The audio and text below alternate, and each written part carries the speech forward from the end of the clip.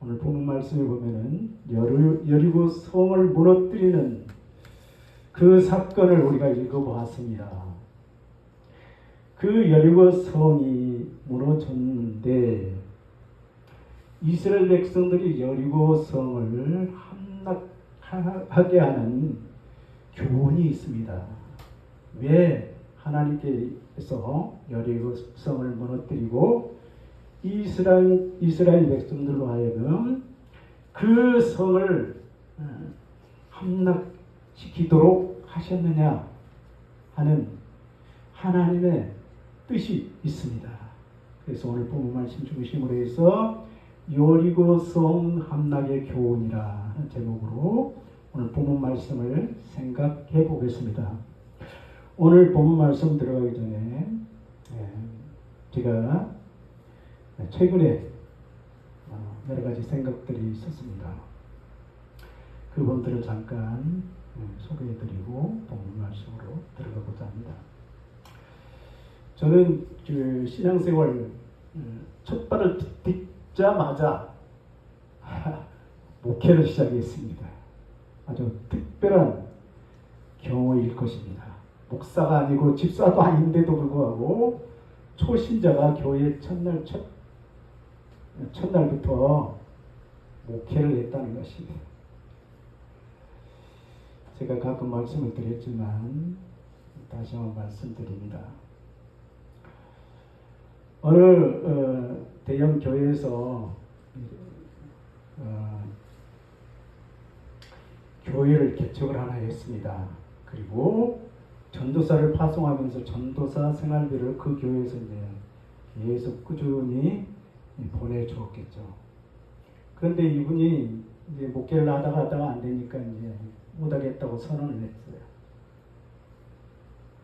그리고 모든 짐을 싸서 이제 이사를 떠나는 날, 제가 우연히 그 교회를 들어가야 된 거죠. 근데 그 전도사님이 저한테 그런 얘기를 하더라고요. 선생님께서 이 교회를 맡으시라고. 아니, 초신자 아무것도 모르는 사람이잖아요. 그런데 역시 고등학생 딱 한 명이 남아 있었어요. 남자 학생이었는데. 그때부터 저는 초신자가 목회를 시작했던 것입니다. 참 신기한 일이죠. 근데 그때부터 제가 이제 쭉 아동부 목회를 계속해서 이어오다가 이제 목사님이 되고 목회를 하게 됐습니다만은 그 과정 가운데는 제가 특별히 기억하는 그런 일들이 있습니다. 아동부를 이렇게 목회를 하다 보면은 아동부 학생들이 어느 때는 우르르 이렇게 몰려와요. 그리고 어느 때는 다 한꺼번에 나가버려요. 참 목회자로서 속상한 일이죠. 어느 날 아이들이 한 30명 모여 들어왔어요. 근데 예배를 드리는데 막 떠들고 난리야. 그래서 야단을 쳤죠. 조용히 하라. 그랬더니 어느 학생이 딱 일어나더니 야, 우리 가자. 그러니까 줄줄줄 따라나가 버리네. 참 어이가 없는 거죠. 그런데 아이들뿐만 아니라 어른들도 그런 사람들이 있더라고요. 신앙생활 천차만별이라는 것을 알게 됐습니다. 사람마다 각기 외형은 아주 훌륭하고 거룩해 보이는데 그렇지 않은 사람들도 있고 얼마나 다양한지 모릅니다. 그래서 왜 그런 생각을 해봤냐면 박 권사님이 우리 교회를 이제 다시 안 오시겠다고 문자를 보냈어요. 속이 많이 상했어요. 무엇 때문에 그런지 이유가 궁금했지만 더 이상 물을 수도 없고 묻지도 않았습니다. 왜 이런 말씀을 드리냐면 우리가 잘 아는 주집사가 있잖아요. 주집사가 우리 교회를 이렇게 출입하다가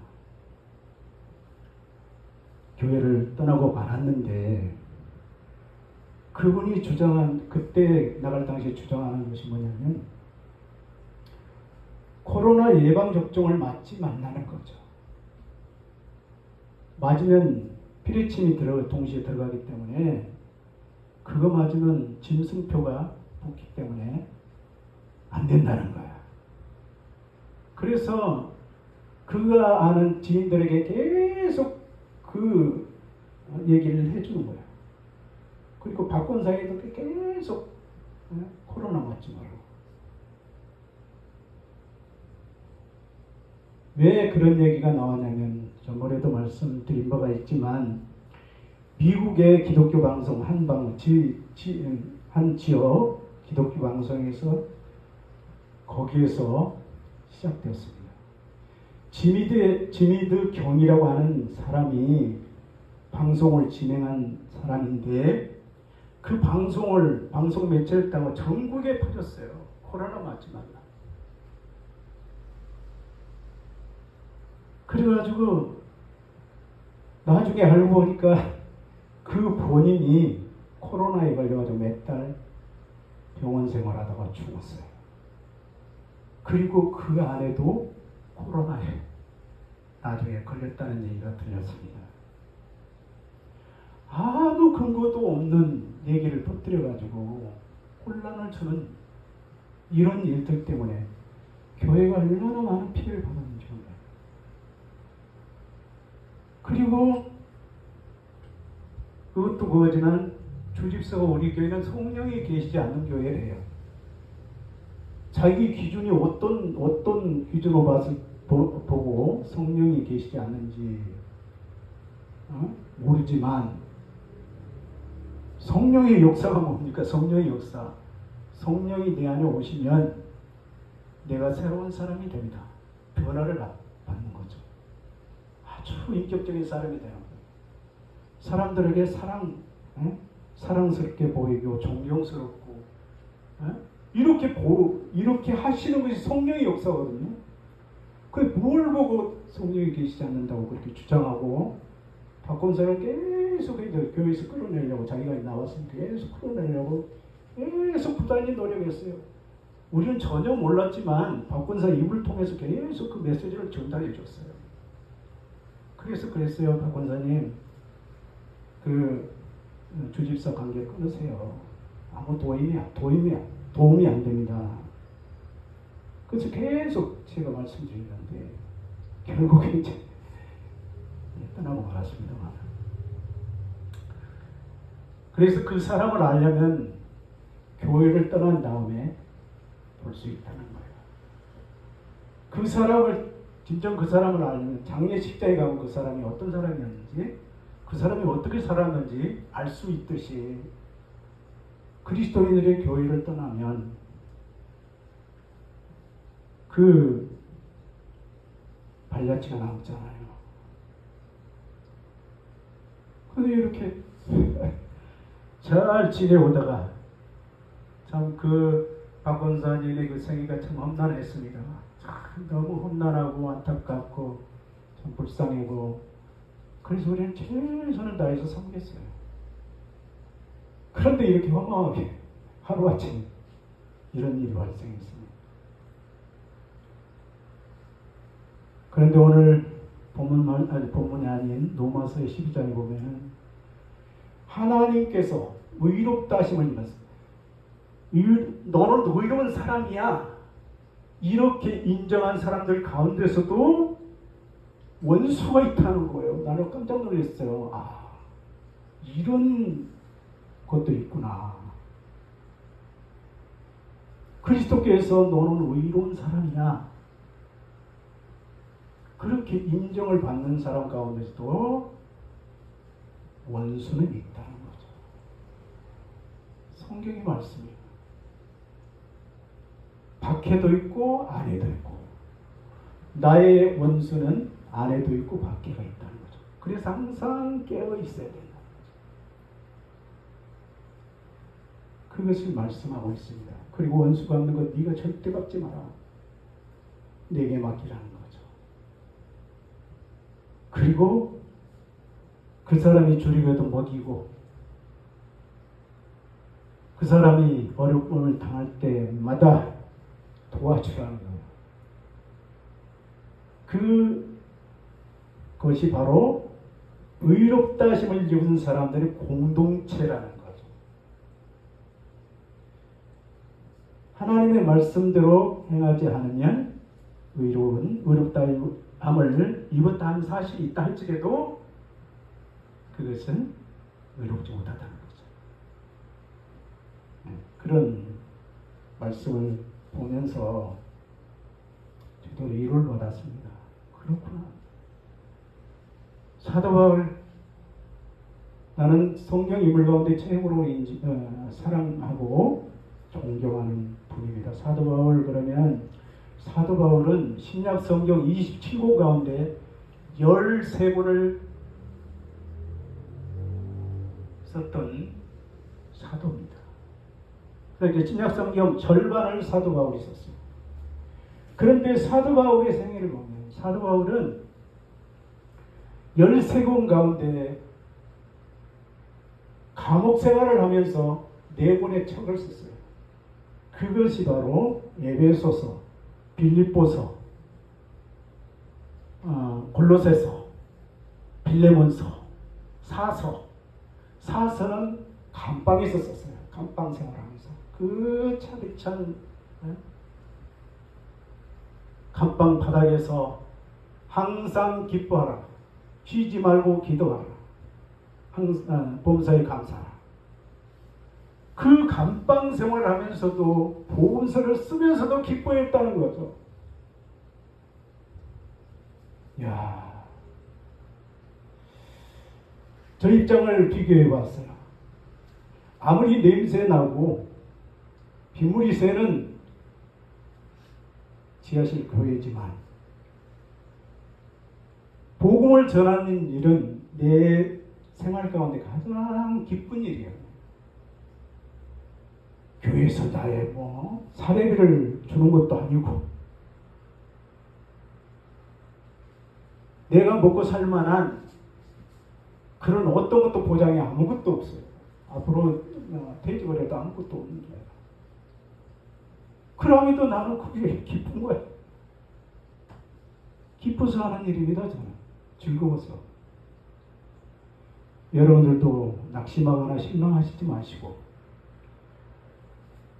목사님의 설교는 그렇게 잘 마음에 와닿지 못할 것입니다. 많은 시간, 인내가 필요해요. 그렇지만 끝까지 인내하시면서 복음을 듣고 보면 나와 같이 아무것도 없어도, 아무런 소득이 없어도, 핍박하고 비난을 받아도 기뻐하는 마음을 가질 때까지 여러분들 참고 기다리면서 하나님의 말씀을 받으면서 생활하는 여러분들 되시기를 바랍니다. 오늘 본문 말씀을 보면은 여리고 성의 함락은 무엇이냐 이거죠. 여리고 성이라고 하는 성은 견고합니다. 어떤 군사력도 여리고 성을 무너뜨릴 수가 없는 거예요. 최강의 견고한 성이었습니다. 여리고 가나안이 이제 7지파를 이제 다 무너뜨려야 되는데 그 첫 단계가 바로 여리고 성이거든요. 여리고 성은 어느 성보다 견고합니다. 그런데 이 성을 어떻게 무너뜨리냐 이거죠. 그런데 하나님의 말씀대로 순종하고 보니까 이 문제가 다 해결되고 말았습니다. 인간의 방법이 아닌 하나님의 방식으로 끝까지 참고 기다리고 인내하면서 여리고 성을 돌고 마지막 날에 7번, 딱 하루 7번을 돌면서 함성을 외칠 때 그 여리고성이 와르르 무너져 버렸다. 여러분, 하나님의 계획하시고 하나님의 하시는 일은 이와 같다는 거죠. 사람이 볼 때는 얼마나 어리석습니까? 세상에 요단강을 건너가자마자 길갈에서 그 남성들의 할례를 행하는 행위부터 이게 있을 수 있는 일이냐 이거죠. 전쟁터에 나가는데 7일 동안 7일이 아니라 이 할례를 받고 그 상처가 나을 때까지 꼼짝을 못 하잖아요. 세상에 이런 방식이 어디냐 이거죠. 그 과정을 거치고 또 여리고성을 무너뜨리는 방법은 인간의 방법과 전혀 다른 거예요. 이것이 바로 하나님의 뜻이고 하나님의 방법인 것입니다.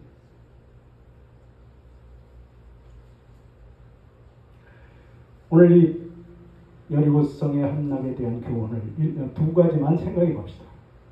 첫째는 믿음으로 행했다는 거죠. 믿음으로. 하나님은 전지전능하신 분이다 하는 것을 확신하면서 따라갔더니 여리고성도 무너뜨리셨다는 거죠. 홍해바다, 요단강, 여리고성. 엄청난 사건들이었죠. 근데 이 사건들을 경험한 사람들이 누구냐 이거죠. 믿음으로 따라갔더니 이와 같은 어마어마한 사건들을 경험하게 됐다는 것입니다. 인간적으로 보면 매우 우스꽝스럽고 위험스러운 일이잖아요.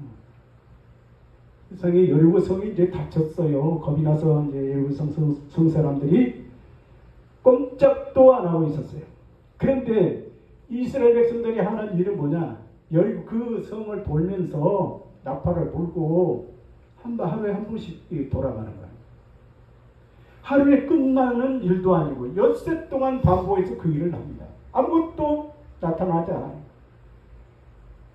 여리고성이 흔들렸다든지 여리고성이 한쪽에 무너진다든지 이것도 아니잖아요. 아무것도 안 보여. 그럼에도 불구하고 끝까지 인내하고 마지막 날 마지막 함성에 여리고성이 무너졌다는 거죠.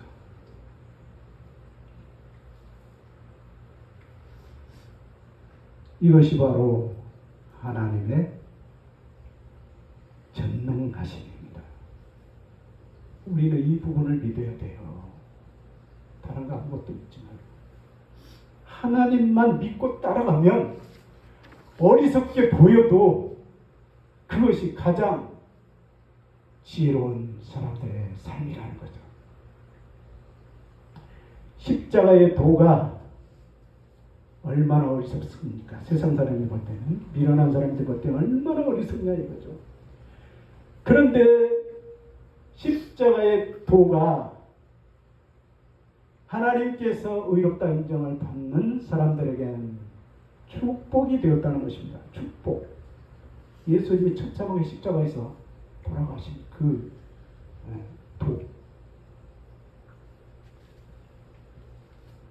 그래서 하나님의 진리의 말씀과 하나님의 뜻을 잘 이해하지 못하면 끝까지 인내하지 못하다가 중간중간에 떠나는 일이 있어요. 포기하는 사람들이 있어요. 가장 어리석은 사람들이죠. 안타까운 사람들이죠. 그것을 교훈하고 있는 것이다. 너희들이라도 그러지 말라는 거죠. 교훈을 주는 사건이었다는 것입니다. 엿새를 그렇게 하루하루 진행했습니다. 그러나 그들은 전혀 흔들리지 않는 믿음으로 순종과 인내심을 가지고 끝까지 하나님께서 행하신 그 사건을 볼 때까지 따라갔다는 거죠.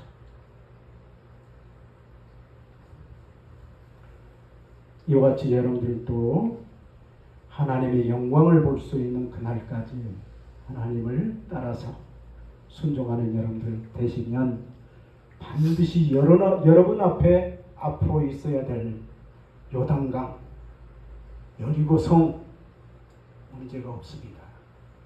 반드시 해결해 주실 것입니다. 그때를 바라고 오늘 그 약속을 바라고 오늘 우리는 나가야 된다는 거죠. 인내할 수가 없어 짜증나.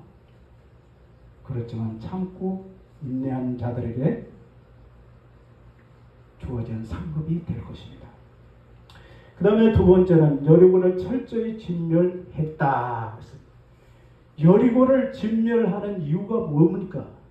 거기서 탈취물을 얻고 사람도 얻고 짐승도 차지하고 그렇게 하기 위한 전쟁이 아니었잖아요. 철저히 진멸하라. 호흡이 있는 것 모든 것을 철저히 진멸시키라는 거죠. 다 죽여 없애고 불태울 수 있는 모든 것들은 다 불태워버리고, 그리고 한 가지 금과 동철 기구들은 여호와께 구별될 것이니 그것을 여호와의 곳간에 드리라.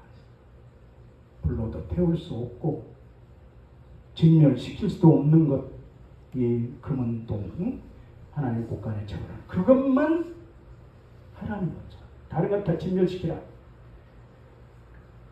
잔인하게 모든 동식물을 다 죽이라는 거죠. 왜 이렇게 말씀하셨을까? 여리고 성은 어떤 성입니까? 이방인의 가장 대표적인 성이잖아요. 이방인의 제사는 어떤 제사냐? 귀신들에게 드리는 제사입니다. 그래서 그 제사를 철저히 진멸시키라는 거죠. 우상 숭배, 이것은 하나님께서 절대로 용납하지 않는 부분입니다. 귀신들에게 드리는 제사 절대로 그 예배에 그 제사에 근접시켜서 기독교 예배를 혼돈하지 말라는 거죠. 철저하게 이 부분은 철저해야 됩니다. 세속적인 제사 비슷비슷하게 나가잖아요. 우리의 예배도 그렇고 사람 중심 철저하게 진멸시켜라. 이것이 오늘 주된 교훈인 것입니다. 이걸 진멸시키지 않으면 안 된다는 거죠. 왜 그러냐? 우리를 구원하려 하시기 때문인 것입니다. 라합을 보세요. 그 성에 성 사람이 얼마나 많이 있습니까? 근데 그 성에 라합이라고 하는 사람은 기생 출신이잖아요. 그런데 그 성 가운데 딱 한 사람, 믿음의 사람이 있었다는 거죠. 출신은 기생이지만 믿음을 가졌다는 거죠. 이 믿음 하나만 가지고도 하나님은 기뻐하신다는 거죠. 그래서 기생 라합의 그 전 가족과 그 라합의 진들까지도 진멸시키는 데서 죄되게 하나요. 이러한 축복을 받아야 됩니다. 어떤 상황에서도 우리는 믿음을 잃지 말아야 돼요. 믿음이 흔들리거나 요동치지 않도록 늘 굳세게 나의 믿음을 지켜나가는 여러분들 되시기를 바랍니다. 그리고 마지막 부분에 보면은 26절 보면은 여호수아가 그때에 맹세하여 이르되 누구든지 일어나서 이 여리고성을 건축하는 자는 여호와 앞에서 저주를 받을 것이라. 그 기초를 쌓을 때에 그 맏아들을 이룰 것이요 그 문을 세울 때 그의 막내 아들을 이루리라. 이건 또 무슨 교훈이냐 이거죠. 여리고성, 자기를 위해서 세우려고 하는 그런 성들의 기초를 쌓지 말라는 거죠. 하나님의 영광을 위해서 자기 유익이 아니라 하나님의 영광을 위해서 살아가는 사람들이 되어야 되더라 보죠. 그런데 여호수아가 오늘 이 26절 말씀을 백성들에게 전달했어요. 선포했다는 거죠. 설교했다는 거죠. 절대로 여리고성을 쌓거나 또 문을 세우지 말아라. 그러니까 여리고성이 진멸한 그 상태를 그냥 두라는 거죠. 왜? 그 후손들이 교훈을 삼게 하기 위해서 건드리지 말라는 거죠. 그런데 몇십 년 후에 이런 일이 났어요. 여호수아 때로부터 대략 550년 후인 아합 왕이라고 하는 왕 때에 베델 사람 히엘에게서 일어났습니다. 그는 여리고성을 재건하기 위해서 성의 터를 쌓다가 맏아들 아비람을 잃었고 성문을 세울 때에 막내 아들 수급을 잃었다. 왕상 16장 34절에 기록되어 있습니다. 550년이 흘러가다 보니까 이제 그 교훈이 다 사라져버린 거죠. 그래서 아합 왕 때 이런 일들이 일어난 거죠. 여호수아가 그 선언한 그 메시지 그대로 성취된 거죠. 언제나 우리는 오늘 주신 교훈을 마음에 잘 새겨서 하나님의 축복이 넘치는 하나님의 자녀로 살아가신 여러분들 되시기를 축원합니다. 기도하겠습니다. 사랑의 아버지 하나님, 오늘 또 여리고성이 아버지 함락된 교훈을 우리가 생각해 보았습니다. 이스라엘 백성들이 믿음으로 행했을 때 여리고성이 무너졌으며 또한 여리고성을 철저히 진멸하는 그러한 일을 순종했을 때 이스라엘 백성들은 가나안을 정복하는 그러한 축복을 받게 되었던 것처럼 저희들도 철저하게 믿음을 지키고 하나님의 말씀에 순종하는 하나님의 귀한 자녀들이 다 되게 하여 주시옵소서. 예수님의 이름으로 기도하옵나이다. 아멘.